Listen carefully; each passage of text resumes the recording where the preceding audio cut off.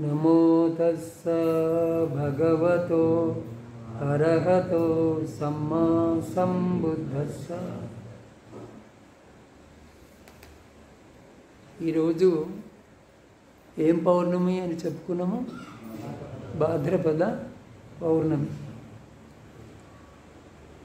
అంటే ఇందులో భద్రమైన పదము అనే అర్థం ఉన్నది. భాద్రపదము అంటే భద్రమైన పదం. భద్రంగా ఉండటం అంటే ఏమిటి?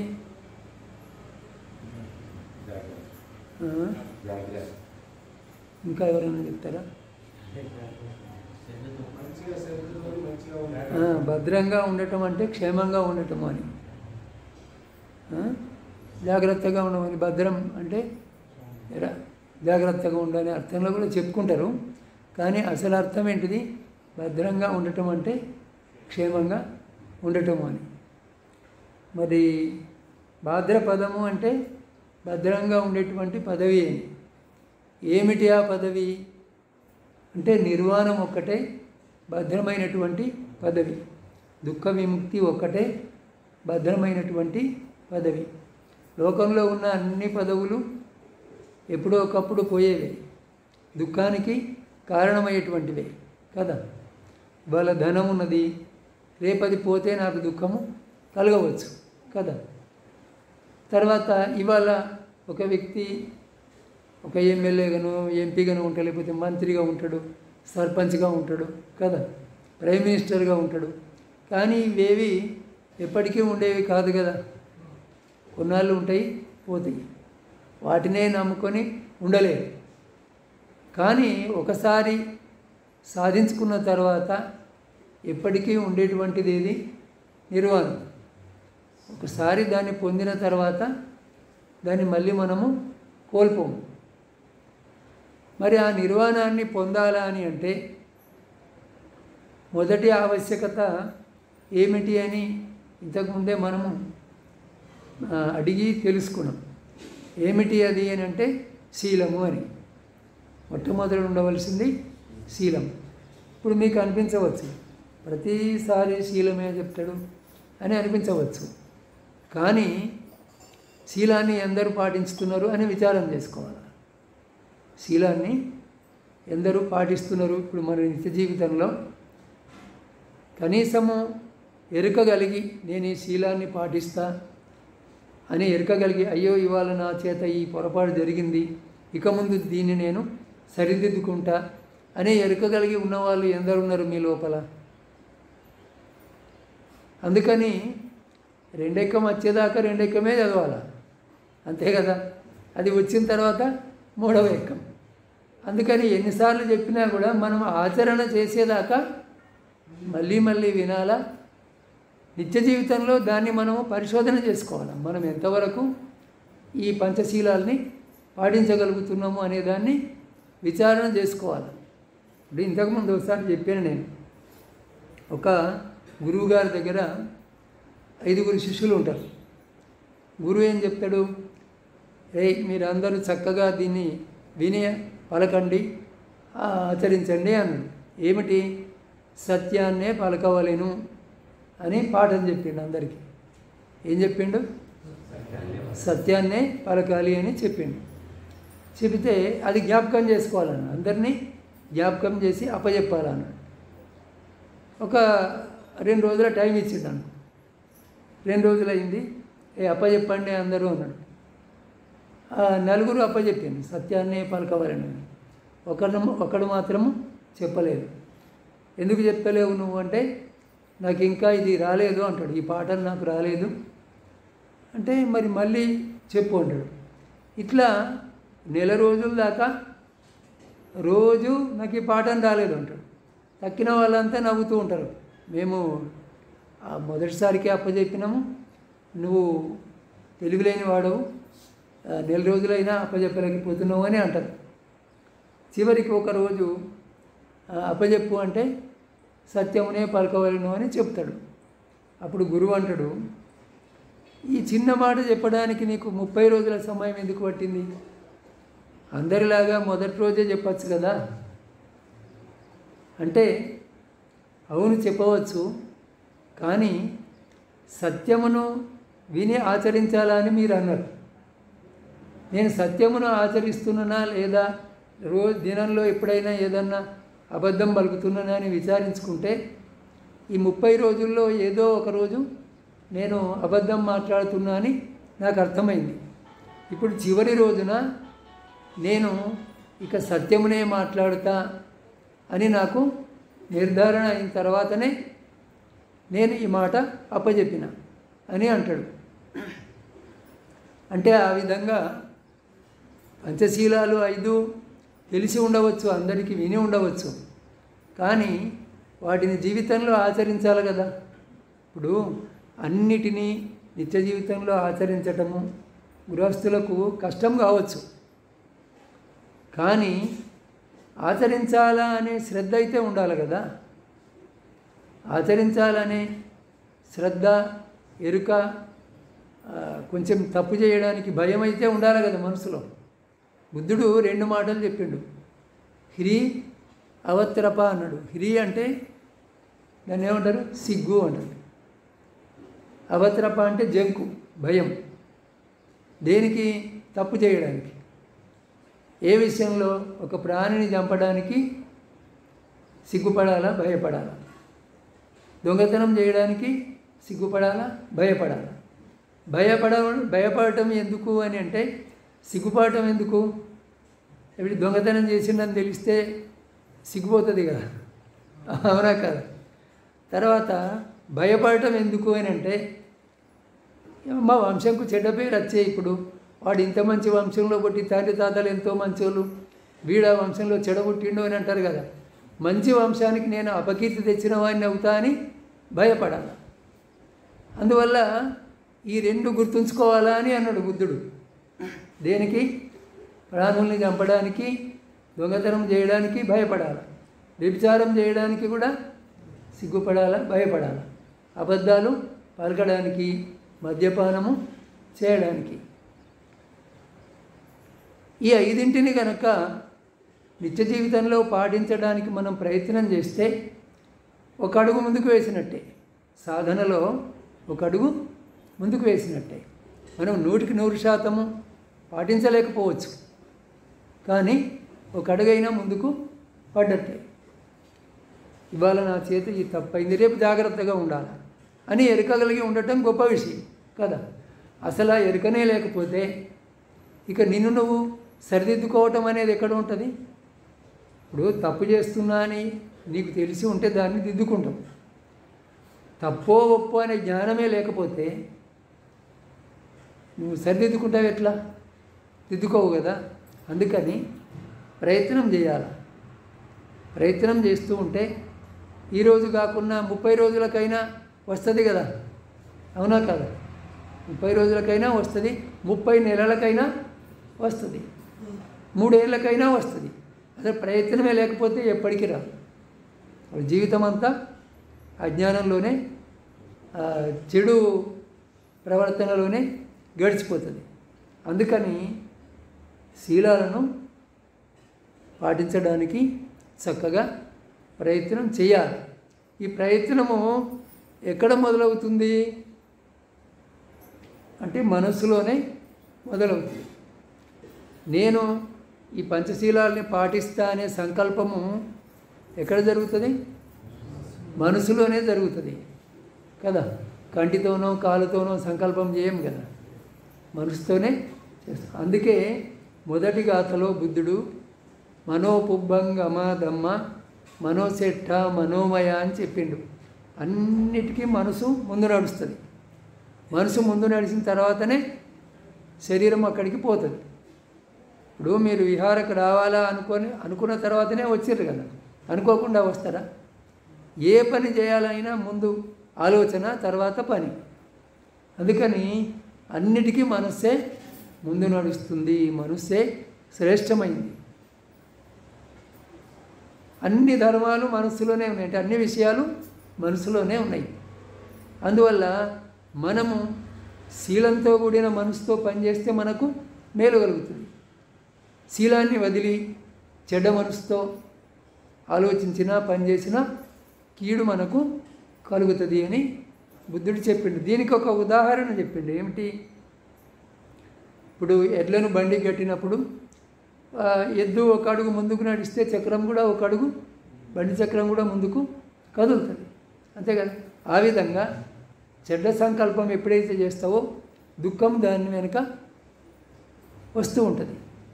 చెడ్డ సంకల్పం చేసినా, చెడ్డ పని చేసినా అది మర్చిపోవద్దు. ఇప్పుడు కాకపోతే ఎప్పుడో ఒకప్పుడు వస్తుంది అది.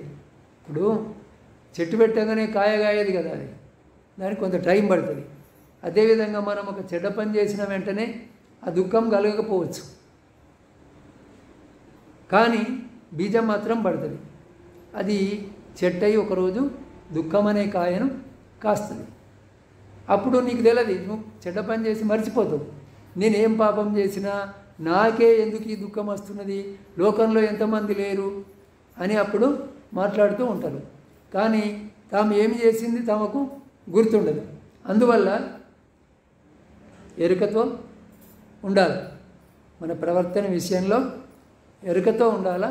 ఏదైనా పొరపాటు జరిగితే సరిదిద్దుకోవాలి.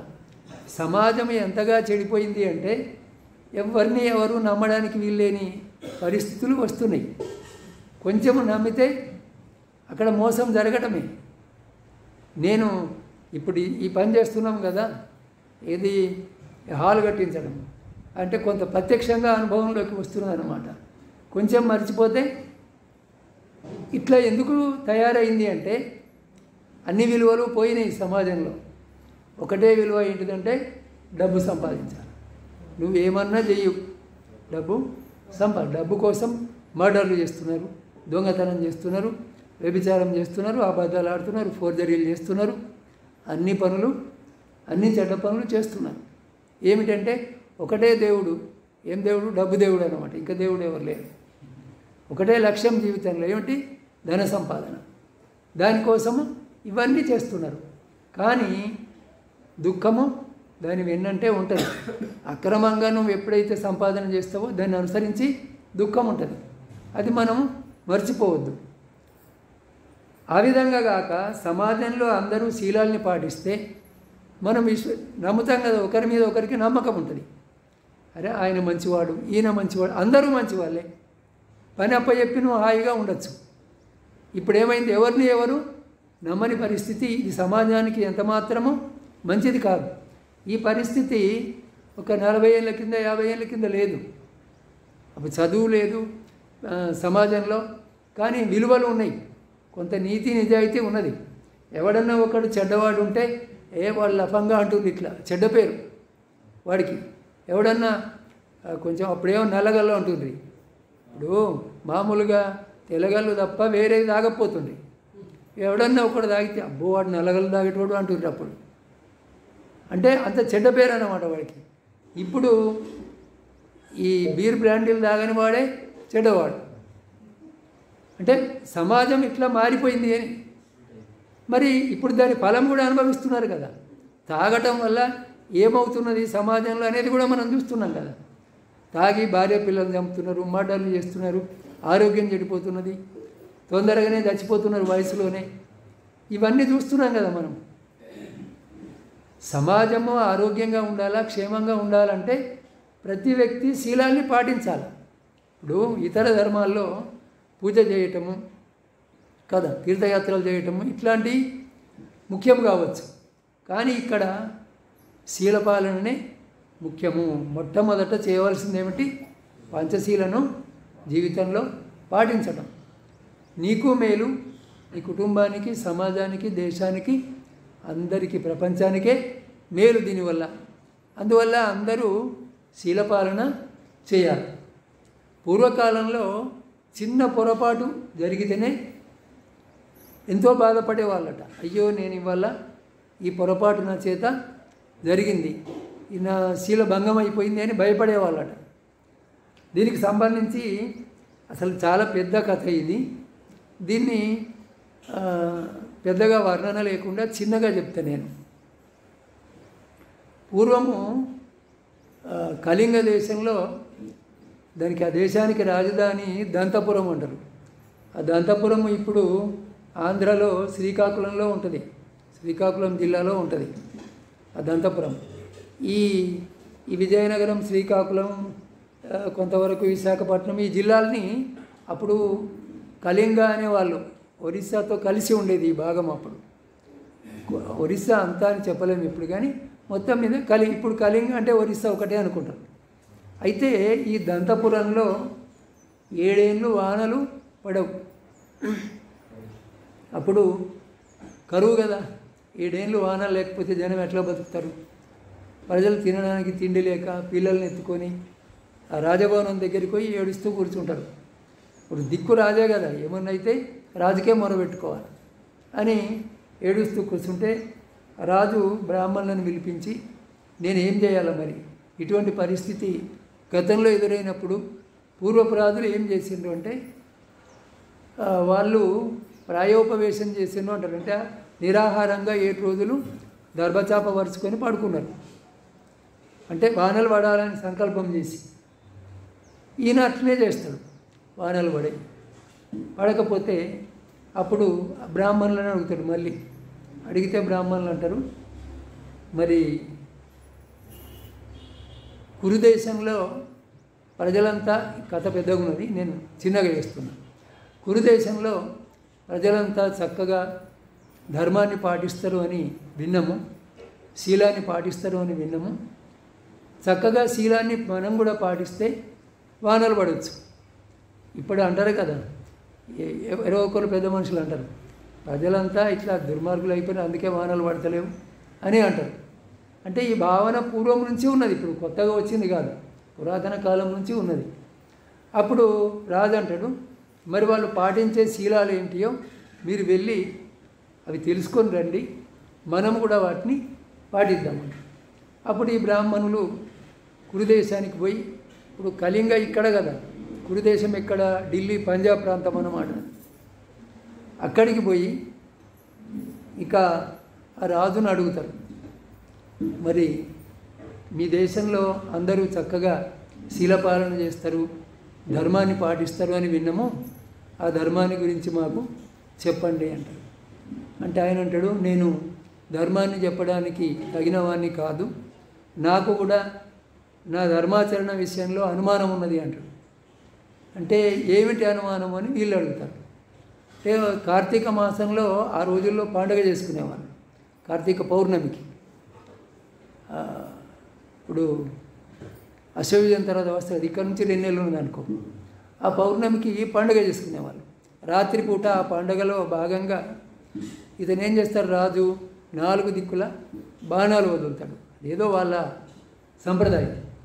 వదిలితే 3 దిక్కుల బాణాలు ఎక్కడ పడ్డది కనిపిస్తుంది.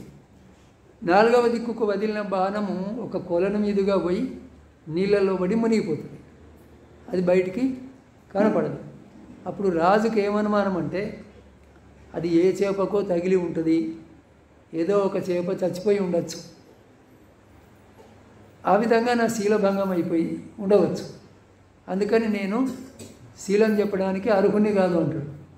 అప్పుడు బ్రాహ్మణులు అంటారు, నువ్వు ఆ చేపను చంపాలని రాజా మీరు ఆ బాణాన్ని వదలలేదు, అనుకోకుండా తగిలితే అది తగలవచ్చు లేదా తగలకపోవచ్చు కూడా, అంత మాత్రాన మీరు ఇట్లా అనుకోవద్దు అని వాళ్ళ శీలాన్ని రాసుకుంటారు. ఏమిటి, తెలిసి ఏ ప్రాణిని చంపవద్దు.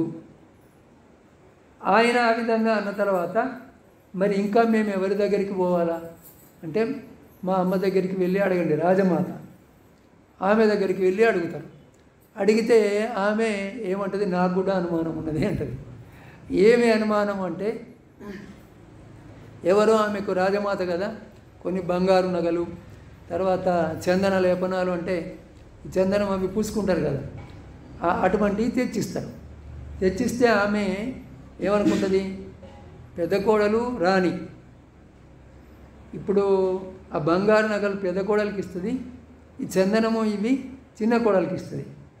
ఇచ్చిన తర్వాత ఆమెకు బాధ కలుగుతుంది, నేను ఆమె రాణి ఈమె కాదు అని ఎందుకు ఇట్లా మనసులో భేదం తెచ్చుకున్న, సమానం ఇచ్చేది ఉండే, ఇస్తే ఇద్దరికి నగలు ఇద్దరికి చందనం, నేను అట్లా కాకుండా భేదం చేసిన అని నాకు అనుమానం ఉన్నది అని రాజమాత అంటది.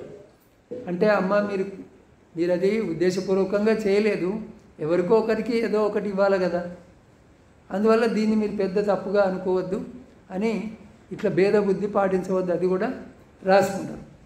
మరి ఇంకా ఈ ఎవరు ధర్మాన్ని పాటించి ఉండవచ్చు అని అంటే రాణిని అడుగుదాం అనుకుంటారు, రాజు భార్య. కొన్ని విషయాలు మనకు వినడానికి ఇబ్బెట్టుగా ఉంటుంది, కానీ మానవుల మనసులో ఇటువంటి ఆలోచనలు రావడానికి అవకాశం ఉన్నది, స్త్రీలు కానీ పురుషులు కానీ. అప్పుడు వీళ్ళు రాణి దగ్గరికి వెళ్తారు.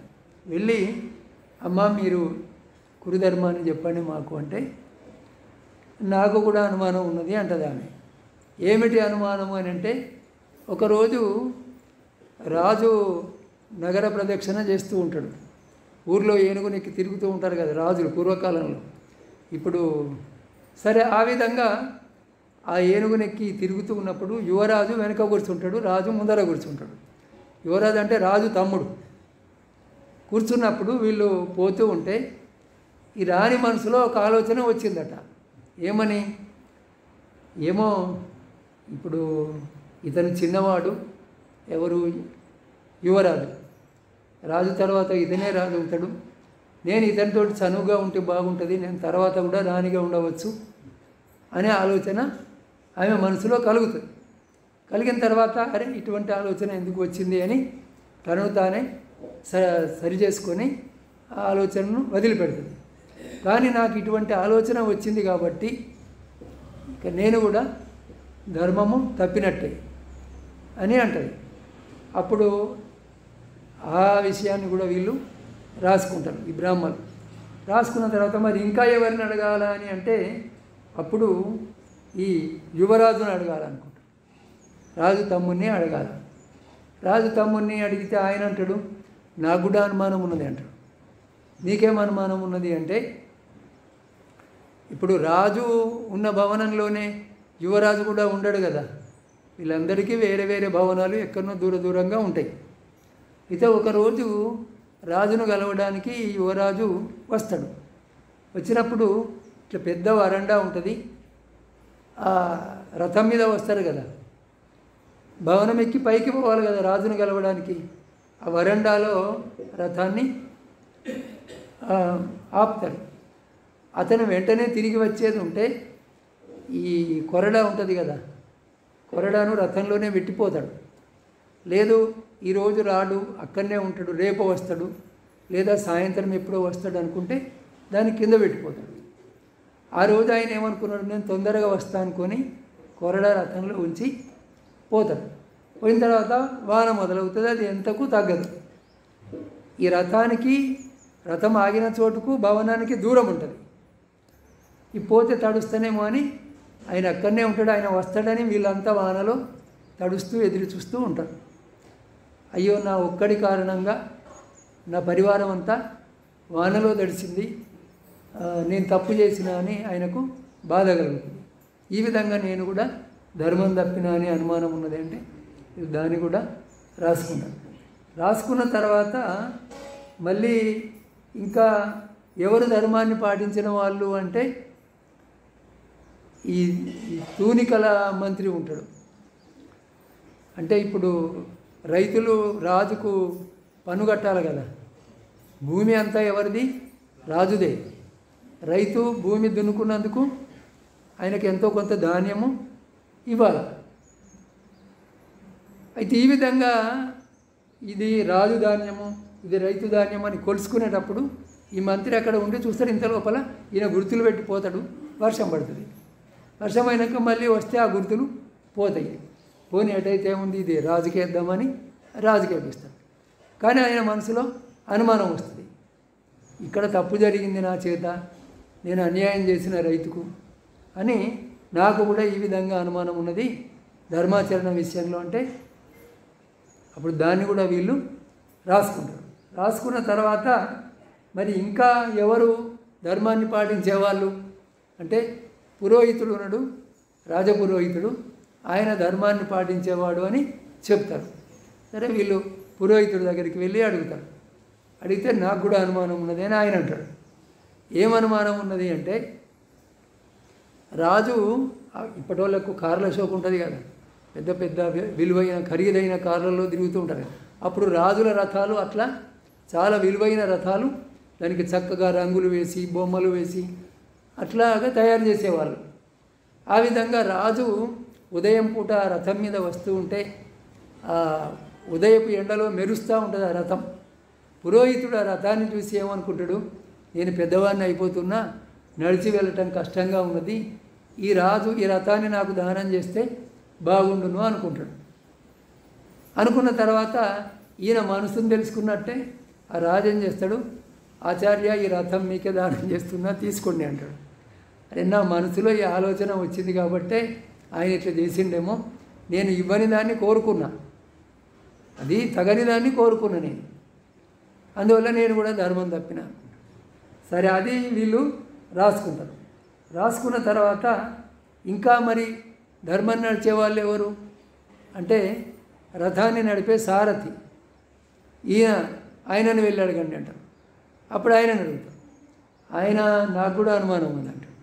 ఏమనుమానం ఉన్నది అంటే, ఒకరోజు రాజును రథంలో కూర్చోబెట్టుకొని వస్తూ ఉంటే అవి సైంధవము అంటారు, వాటి సింధు దేశపు గుర్రాలు మనం ఏమి చెప్పనవసరం లేకుండా వాటి వేగంతో అవి పరిగెత్తుతూ ఉంటాయి గుర్రాలు, వాటిని మనం అదిలించి కొట్టే అవసరం లేదు. కానీ వాన వస్తున్నది, తొందరగా చేరాలని కొరడాతో వాటిని కొడతాడు. తర్వాత ఇతనికి పశ్చాత్తాపం కలుగుతుంది. అవి సహజంగానే పరిగెత్తే గుర్రాలు, నేను అనవసరంగా కొరడా దెబ్బలు పెట్టినా అని, ఆ విధంగా ధర్మం తప్పినా అని అతనికి అనుమానం ఉన్నది. అది చెప్తాడన్నమాట. చెబితే అది రాసుకుంటారు వీళ్ళు. మళ్ళీ ఇంకా ధర్మాన్ని నడిచిన వాళ్ళు ఎవరు అంటే శ్రేష్ఠి.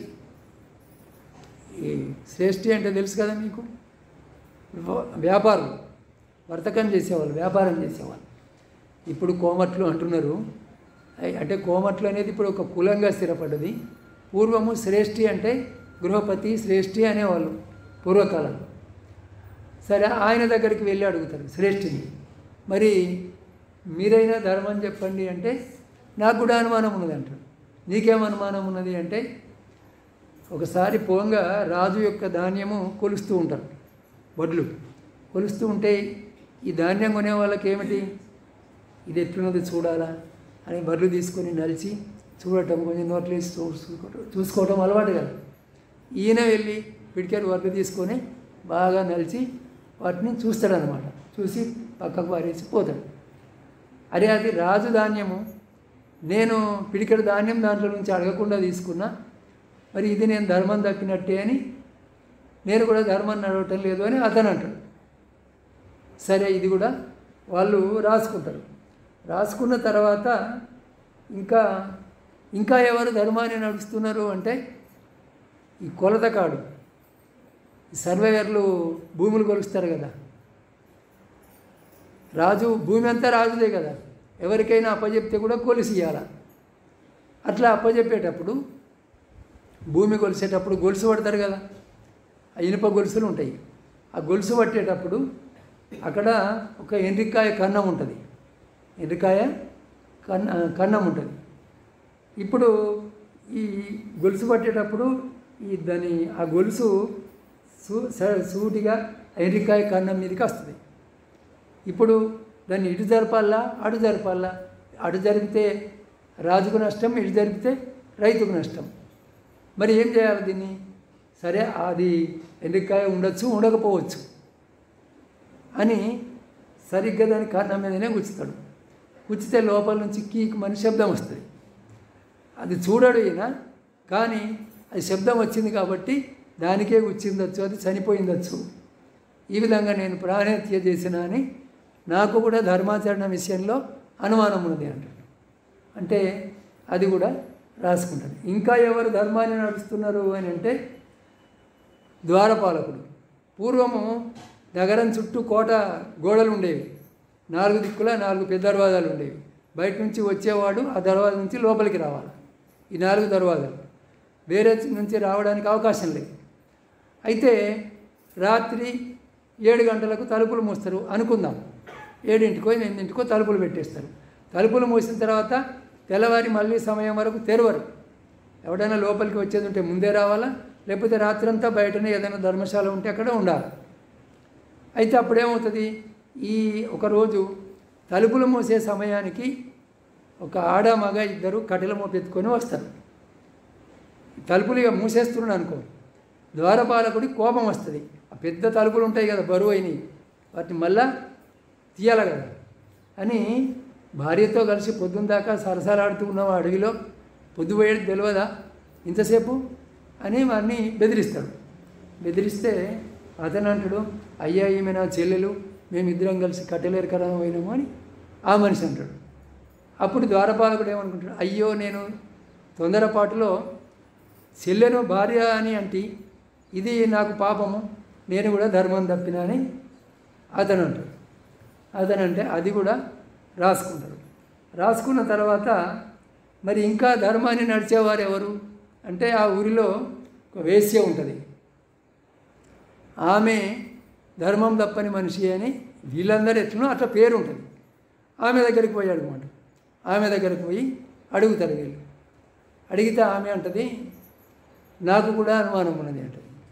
ఏమనుమానం ఉన్నది అని అంటే, ఇంద్రుడు ఆమె శీలాన్ని పరీక్షించాలని ఒక యువకుడి వేషం ధరించి వేశ్య దగ్గరికి వచ్చి నేను అప్పటికి వస్తా అని చెప్పి 1000 రూపాయలు ఇచ్చిపోయిండట. వేశ్యకు పోయిండు కానీ మళ్ళీ రాలేదు. ఒక దినము, 2 దినం, నెల, 2 నెలలు, 3 5 ఏళ్ళు గడిచింది. అతను రాలేడు. ఇప్పుడు ఈమెకేం ధర్మ సంకటము, అతని దగ్గర నేను డబ్బు తీసుకున్నాను, నేను ఇంకోళ్ళ దగ్గరికి పోను, పోతే ధర్మం తప్పిన దాన్ని అవుతా.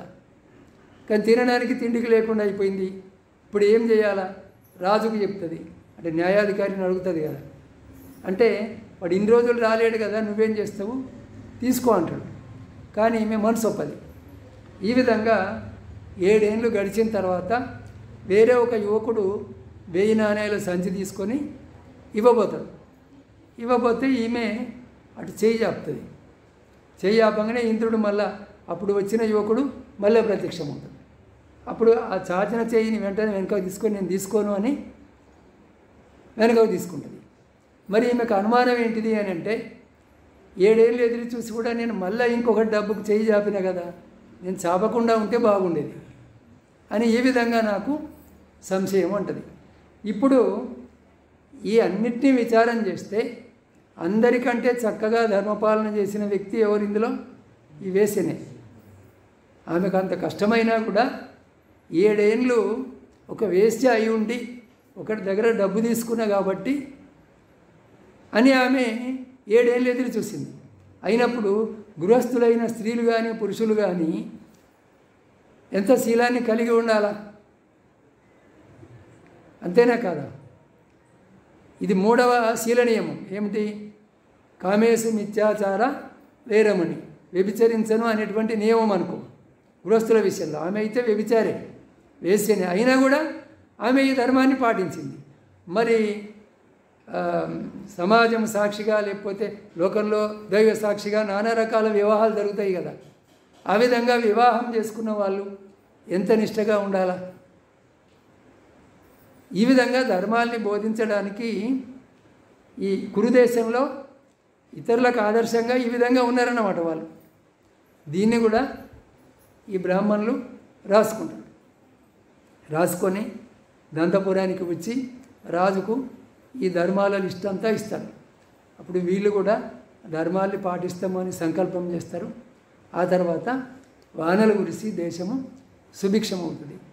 ఇది శీలం యొక్క ప్రాముఖ్యతను చెప్పే విషయం. ఇప్పుడు వీళ్ళలో ఎంతో కొంత అందరూ శీలభంగం అయింది అని అనుకున్న వాళ్ళే, కానీ ఆ విషయంలో వాళ్ళు జాగ్రత్తగా ఉన్నారు. చిన్న పొరపాటుకే సిగ్గుపడ్డారు, భయపడ్డారు. వాస్తవంగా మన దృష్టితో చూస్తే అది పొరపాటే కాదు కదా. కానీ ఈ మాత్రం కూడా ఎందుకు నా వల్ల జరిగింది అని వాళ్ళకు బాధ కలిగింది, అంతే కదా.